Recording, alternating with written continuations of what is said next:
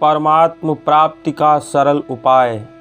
स्वामी राम सुखदास जी महाराज कहते हैं, परमात्म प्राप्ति की सुगमता मैं जो कहता हूँ उसको आप कृपा करके मान लें।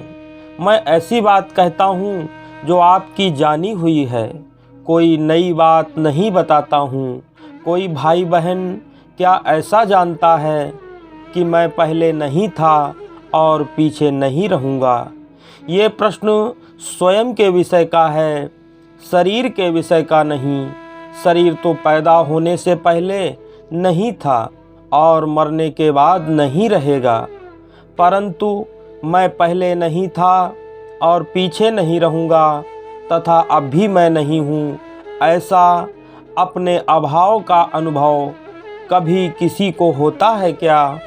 अपने अभाव का अनुभव किसी को कभी नहीं होता। मैं क्या था, क्या रहूँगा, क्या हूँ, ऐसा विचार तो हो सकता है, पर मैं हूँ कि नहीं हूँ ऐसा विचार संदेह कभी नहीं होता। मैं हूँ ये जो अपनी सत्ता, अपनापन, होनापन है, उसका कभी किंचित मात्र भी अभाव नहीं होता। ना भावो विद्यते सतः, जो सत वस्तु है उसका कभी अभाव नहीं होता। उसमें कोई कमी नहीं आती। उसके लिए क्या चाहिए? कुछ नहीं चाहिए। कारण कि चाहना तो कमी में ही होता है, जिसका कभी अभाव नहीं होता, जिसमें कभी कमी नहीं आती, जो नित्य निरंतर ज्यों का त्यों विद्यमान रहता है। उसके लिए करना क्या करना बाकी रह जाता है, जानना क्या बाकी रह जाता है, पाना क्या बाकी रह जाता है, परंतु उस है में स्थित न होकर ज्यों प्रतिक्षण नष्ट हो रहा है, उस शरीर में आप स्थित हो जाते हैं। तब करना भी बाकी रहता है, जानना भी बाकी रहता है और पाना भी बाकी रहता है। इस बात को आप जानते हैं कि शरीर प्रतिक्षण बदलता रहता है, कभी भी एक रूप नहीं रहता। अगर शरीर एक रूप रहता तो बचपन रहना चाहिए था, परंतु बचपन का शरीर अभी नहीं है। ये सब काल भ्रम है। बचपन का शरीर किसी एक दिन में अथवा एक वर्ष में अथवा एक महीने में नहीं बदला, उल्टा प्रत्येक वर्ष में, प्रत्येक महीने में, प्रत्येक दिन में, प्रत्येक घंटे में, प्रत्येक मिनट में और प्रत्येक सेकंड में बदलता है। शरीर आदि पदार्थ केवल बदलने के बुद्धि से दिखते हैं। का नाम ही सूक्ष्म बुद्धि शरीर है। देखेंगे तो केवल परिवर्तन ही परिवर्तन दिखेगा, वस्तु नहीं दिखेगी। जैसे पंखा चलता है तो गोल चक्कर दिखता है, परंतु गोल चक्कर नहीं है। पंखे की डाड़ी अलग अलग है, पर तेजी से घूमने के कारण गोल चक्कर दिखता है। ऐसे ही तेजी से बदलने के कारण पदार्थ शरीर दिखता है। ये शरीर है ऐसा कहने में तो देरी लगती है, पर इसके बदलने में देरी नहीं लगती। ये तो हरदम बदलता रहता है, परंतु स्वयं यानी स्वरूप नित्य निरंतर ज्यों का त्यों रहता है।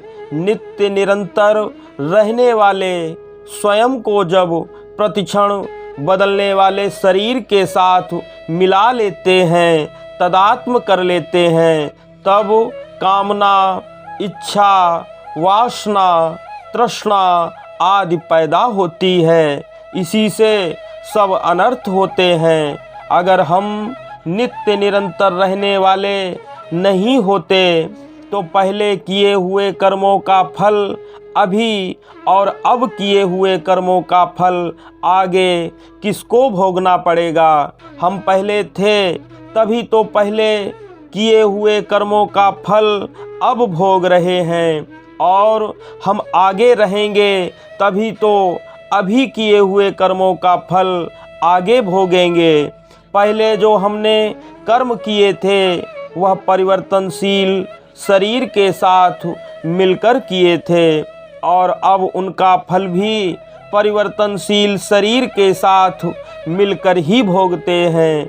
अभी शरीर के साथ मिलकर जो कर्म करते हैं उनका फल भी शरीर के साथ मिलकर ही भोगेंगे। अगर हम शरीर के साथ ना मिलें तो ना पहले का कर्म स्पर्श करेगा, ना अभी का कर्म स्पर्श करेगा और ना भविष्य का कर्म स्पर्श करेगा। कारण कि मैं का कभी अभाव नहीं होता और अभाव हुए बिना उसमें दूसरी वस्तु का स्पर्श नहीं होता, प्रवेश नहीं होता। वह है सदा ज्यों का त्यों रहता है। इसीलिए उनका अनुभव करने वाले महापुरुषों ने सच ही कहा है, ऐसो सुंदर है सदा, नहीं सो सुंदर नाही, नहीं सो परगट देखिए, है सो दिखे नाही, है तो वह सबका दृष्टा। वह दिखे कैसे? आँख से सबको देखते हैं पर आँख नहीं दिखती, परंतु जिससे देखते हैं वह आँख है। इसी प्रकार हम हैं को अर्थात अपने होनेपन को देख नहीं सकते, परंतु जिससे ये सब दिख रहा है वही है हम। इस बात को आप मान लें। आप कह सकते हैं कि हमें उसका अनुभव नहीं हो रहा, अतः उसके अनुभव के लिए आपको जिज्ञासा लानी पड़ेगी, व्याकुलता लानी पड़ेगी, विभलता अपने अंदर उत्पन्न करनी पड़ेगी। आप कृपा करके ऐसी बात माने कि वह है, दूर है, वह आएगा अथवा हम उसके पास जाएंगे तब उससे मिलन होगा। नहीं तो भजन करते हुए आप तो समझते हैं कि हम भगवान के पास जा रहे हैं, पर वास्तव में अपने आप को भगवान से दूर कर रहे हैं। भगवान से अपने संबंध के अभाव को दूर कर रहे हैं। भगवान तो फिर मिलेंगे, अभी तो नहीं मिलेंगे, ऐसी धारणा रखते हुए राम राम जपते हैं। कृपा करके इस धारणा को छोड़ दें। हमें अनुभव नहीं हो रहा है, ये बात मानो तो कोई हर्ज नहीं, और ये बात दृढ़ता से मान लो कि भगवान सब जगह मौजूद हैं। मैं हूँ, इसमें भी भगवान हैं, मन में भी भगवान हैं, बुद्धि में भी भगवान हैं, वाणी में भी भगवान हैं। राम राम राम इस आवाज़ में भी भगवान है। देखने में, सुनने में, समझने में जो कुछ भी आ रहा है वह सब भगवान ही है। भगवान कहते हैं, मनसा वचसा दृष्टवा गृह्यते अन्यैरपीन्द्रियै, अहमेव न मत्तो अन्य दिति बुद्ध्यध्वमंजसा। मन से, वाणी से, दृष्टि से तथा अन्य इंद्रियों से भी जो कुछ भी ग्रहण किया जाता है वह सब मैं ही हूँ, मुझसे भिन्न और कुछ भी नहीं है। ये सिद्धांत आप लोग तत्व विचार के द्वारा समझ लीजिए। अतः भगवान है इतना आप मान लो, भले ही उसका अनुभव अभी ना हो। संत महात्मा कहते हैं, वेद पुराण कहते हैं, बड़े बड़े विद्वान कहते हैं कि वह है, वह बस है। ऐसा मानते हुए लगन पूर्वक राम राम जप करते रहो, बहुत जल्दी अनुभव हो जाएगा। उसका अनुभव कैसे हो, क्या करूं, कैसे करूं, किससे पूछूं, यह जिज्ञासा जोरदार हो जाए। राम नाम को छोड़ो मत, क्योंकि इसके अलावा संसार में और कोई सहारा नहीं है। मरने पर भी कहते हैं राम नाम सत्य है, शरीर संसार असत्य है, अतः राम राम करते रहो। रामे आमे माँ में, जीभ में, मन में, स्फुरणा में, चिंतन में, मैपन में, बुद्धि में, सब जगह परमात्मा परिपूर्ण है। चरितम रघुनाथस्य शतकोटि प्रविस्तरम, एकैक अक्षरम पुंसाम महापातक नाशनम। श्री रघुनाथ जी का चरित्र 100 करोड़ विस्तार वाला है। उसका एक एक अक्षर भी मनुष्यों के महान से महान पापों को नष्ट करने में समर्थ है। जो सब में रमा हुआ है और सब में रमण करता है, उसका नाम राम है। राम नाम का जप बहुत ही महान सुगम साधन है। कल लकवे की बीमारी वाले एक भाई मिले थे। वे और कुछ नहीं कह पा रहे थे, वे केवल राम राम बोल रहे थे। राम नाम लोक में परलोक में सब जगह शांति देने वाला है, सबको सुख देने वाला है। सुमिरत सुलभ सुखद सब काहू, लोक लाहु परलोक निवाहु।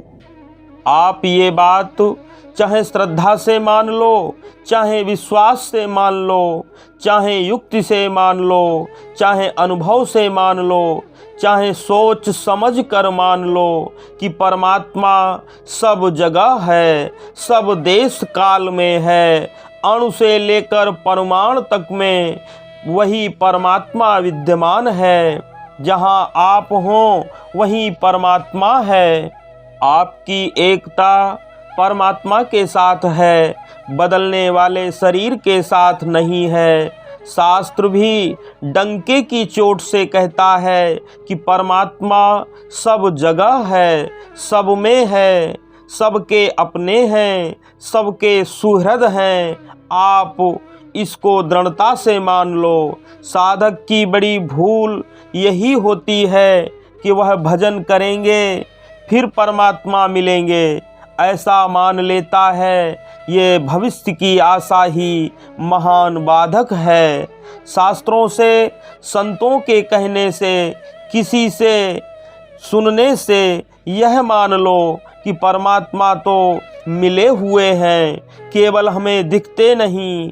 वर्तमान में परमात्मा का अभाव स्वीकार मत करो। अपने को उनका अनुभव नहीं हो रहा है, अतः अनुभव कैसे हो, इसके लिए रात दिन राम राम राम रटना शुरू कर दो। फिर देखो तमाशा, कितनी जल्दी अनुभव होता है। जो जीव चाहे मुक्ति को तो सुमिर लीजिए राम, हरिया गैले चालता जैसे आवे गाम। जो जीव मुक्ति चाहे तो राम राम सुमिरते रहो। हरिया कवि कहते हैं कि जैसे धीरे धीरे चलने से गांव आ ही जाता है, ऐसे ही राम राम स्मरण करते रहो। कभी तो कभी ना राम मिलेंगे, आपको अवश्य मिलेंगे। आप संतों की वाणी पर भरोसा करो। नारायण नारायण।